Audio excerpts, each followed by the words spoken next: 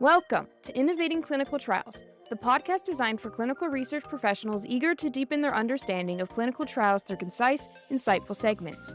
Join your hosts, Liam Eves and Ted Traffer, as they uncover the core issues in clinical research, reflect on the industry, and challenge conventional wisdom. Ted, how are you, sir? Liam, I'm doing well. How are you?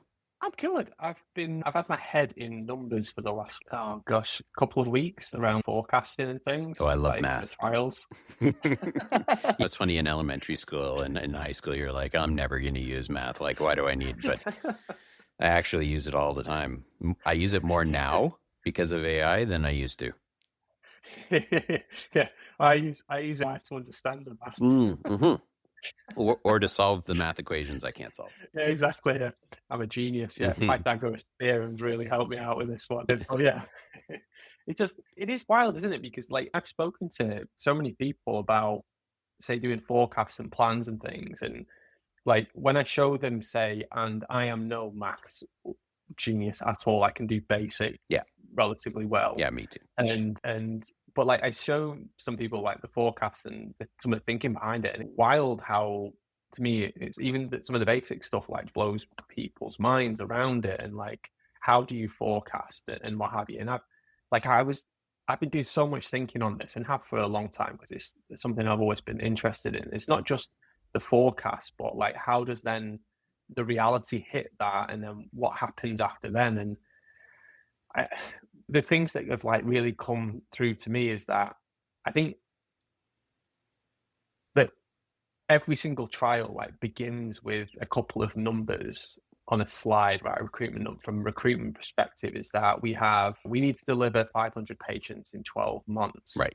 And it's that nice straight line. Maybe you've got a bit of sigmoidian curve there. Yet both of those numbers, both the count and the timeline, are always nearly wrong, right? Or they're wrong in some facet. Right. And I think what happens is that like organizations like build backwards from what the company needs and the data has to hit, and not necessarily the messy reality of how patients actually come through the door. So like for me, it's that plan. It always shows a straight line, 40 something a month, every month, like clockwork in the instance. And recruitment or an enrollment never ever looks that way. And my sort of like realization is that the real danger isn't that the plan's wrong. It's this confidence or a false sense of certainty that is probably just never really spoken about, but it is always there, in the sense that people lean into it as a truth when it's not really a truth, if that makes sense. It's not really a truth, or it's not flexible enough. Yes. Yeah, right? Because you look at the forecasting, the recruitment plans, the trajectory of the study, and you're right. It's whatever the shape of the graph is in planning stages. But each step along the way, there's something that can impact that graph. Absolutely.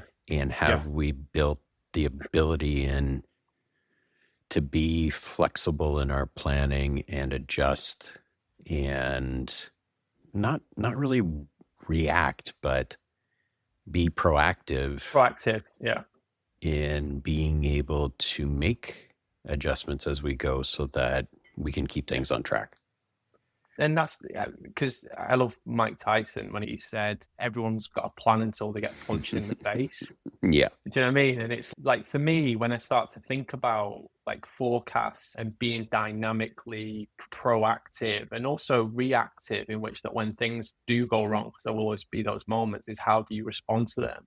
So I've always leaned into some of these like laws I'm like a nerd for principles. I think that is like, for me, is that they give me a way to sense check my own thinking. Right. And so every time I sit down to forecast or to reforecast is that I can use these as a sort of like, it makes me stop and think.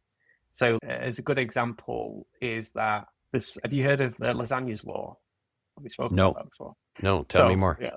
Yeah, so Lasagna's Law. I think the podcast name for this should be Forecast and Lasagna. So I think in the late 70s there was this pharmacologist called, I want to say his name was Louis Lasagna, or what a name. And so what he did is he looked at this trial that had it's something like 10,000 patients on that were eligible on paper, but it only enrolled 100.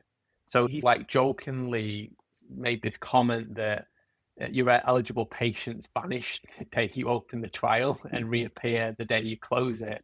Yeah. Basically, that's Lasagna's Law. Okay. Right? Is this? Is this? I think it's such a good. I wish he'd not come up with it. We could have used that now. Right. Branded it ourselves. But I think the takeaway is almost like it's like rude in how simple it is, in the fact that it's whatever number you first wrote down, divide it by some other number, between 3 and 10 to get the actual number that you're going to probably land on. And it's quite funny as well, because there's another one, to bore everyone with all these laws, but there's another one called Hofstadter's, I think it's pronounced, law, in which it's always going to take you longer than you expect, even when you allow for the fact that it's going to take you longer.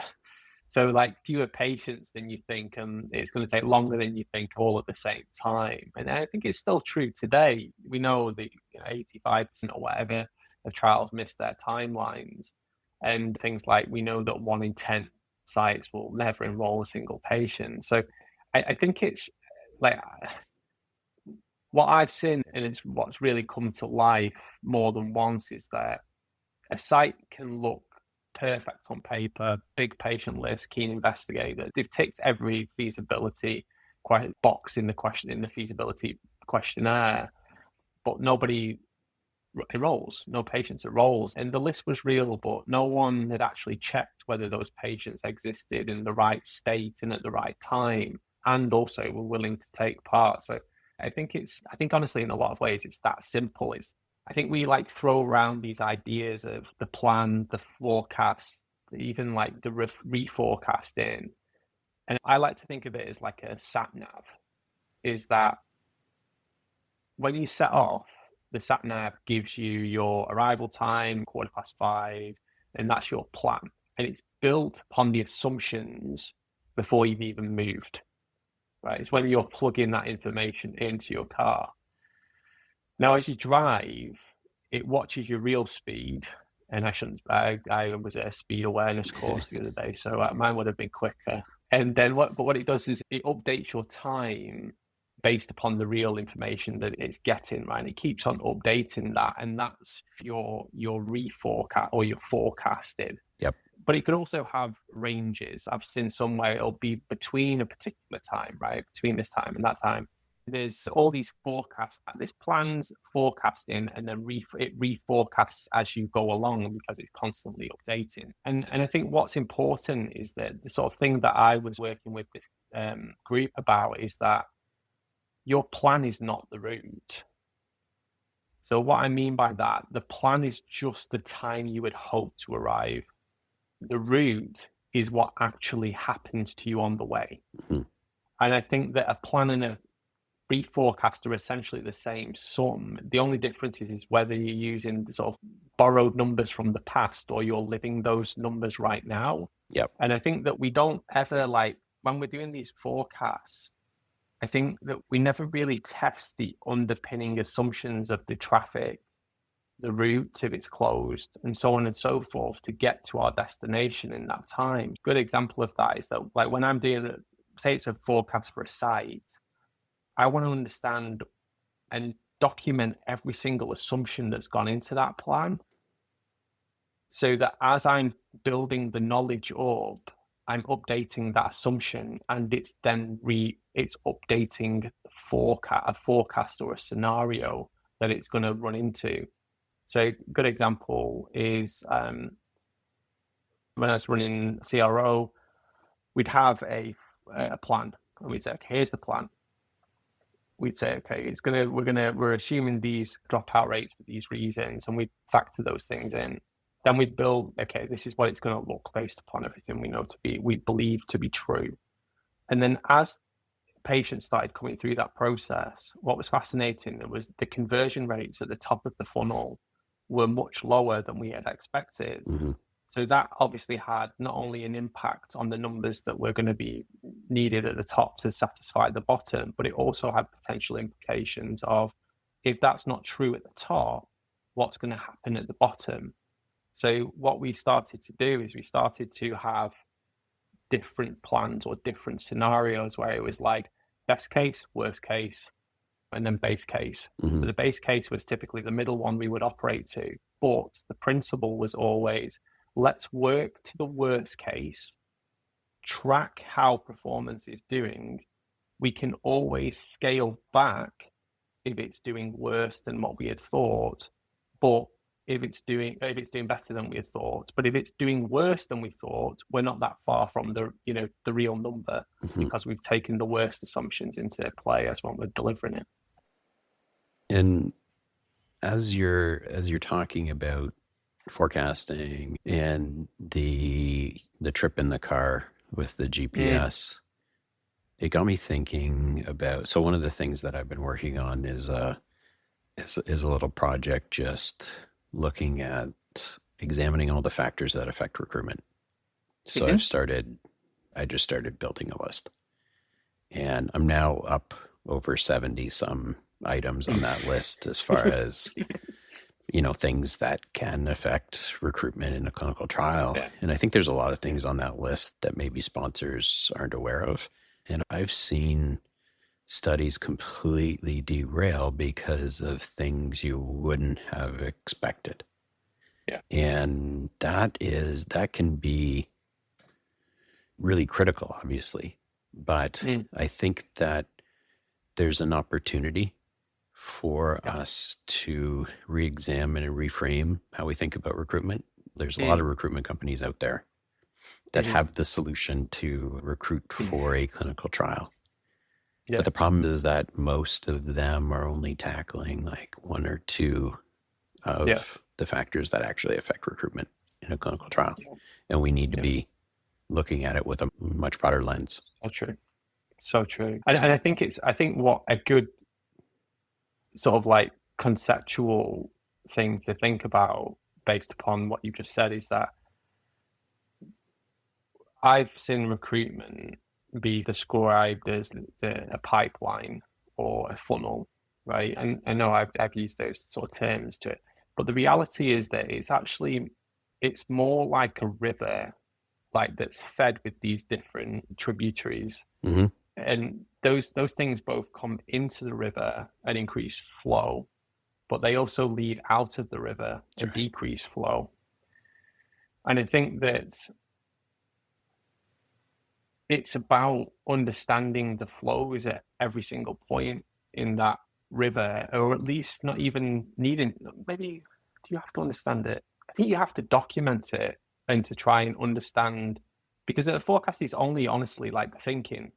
It's the output of thinking, right? Is that I'm going to show you some numbers here that I've thought through in some depth about the operational complexity. I've thought through these 79 items. I think these things are going to be our killers. Right. These are what we've assigned to them, and they're going to be important for us to track. And now it's difficult whether you're from a site or from a sponsor perspective to track all those things. But I think it's like, how do you build out the initial thinking first and foremost to get to your plan that is more based on facts than fiction?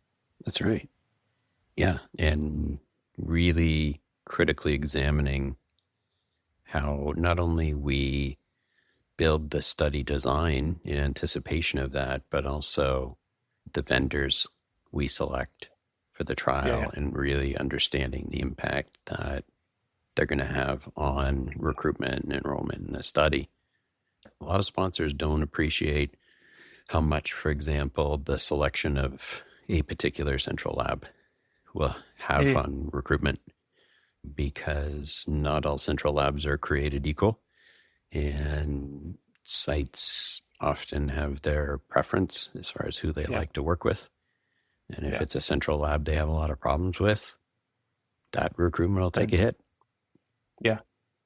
But that was like my realization as I've been diving deeper and deeper into this, is that the forecast is just, it's a point in time. Mhm. It doesn't show the whole movie that's going to play out. Yeah. It just is a snapshot of an image. And the problem is that you've got this image that you're looking at, this diagram, this graph to show your recruitment, but it does not calculate, or it does not show all the calculations that should be behind it. So one of the things I always ask people now is, okay, this is great, but show me what the underpinning assumptions are behind this thinking, because then I can at least tackle each individual problem where you're telling me, okay, there's going to be 20 sites going live next week. And then when I ask the question, how many sites are prepared to go live? You say 10, I know that forecast is out already, right? So I think that those are the things that are really, I think, important. But for the sites as well, I think that the sites should be in a position where the forecast, or your forecast and how you operate, is just your process, right? And it's like to try and really work hard to try and understand and measure each part of your process so that you can understand whether you're staying on track or you're veering off track sooner, because you can then at least activate solutions earlier on than finding out, oh my God, we've got to wait 3 weeks till they hit screen fail to find out there's a problem with enrollment. Yep. For things that we could have been tracking earlier in the funnel, which I know is easier said than done, but I think that spending some time on those things has massive rewards. I've seen sites that have grown their revenue with 20-30% just by tracking some of those things. Yeah. Just to wrap things up, one of the things that I was thinking about when it comes to recruitment and forecasting is a lot of time we approach looking at a trial from a different perspective than what we need to. I'm a wildlife photographer, and as a photographer, I have a whole host of different kinds of lenses. And often I think when we're thinking about recruitment and we're thinking about forecasting and projecting and planning, we're using the super telephoto lens. And we're out there and I'm looking at a deer in the field that is a couple 100 yards away. And I'm so focused on that with my telephoto lens that I miss the bear that's walking across the meadow that I would have seen if I had used a wide angle lens. So I think we need to open up, step back, and be able to look at everything. And like you said, spend time writing, talking, discussing, planning. I love to write things down because it usually means that it generates more questions for me and more ideas in the physical act of writing. I think we need to approach things from a wider lens view. Love it. Brilliant. Thank you so much for listening to my waffle. Yeah, this has been fun. Let's speak soon. Yeah, take care. Thanks for listening to this episode of the Innovating Clinical Trials podcast. Liam gave me a lot to think about today. I hope the topic inspired some ideas for you and maybe even some questions. We can be reached through our website at innovatingclinicaltrials.com. Follow the Innovating Clinical Trials podcast on LinkedIn and on your favorite streaming service. While you're there, give us a like. The Innovating Clinical Trials podcast is hosted by Liam Eves and Ted Trafford and is produced by Tarini Chakurthi. Opinions expressed are those of the participants and not their respective employers.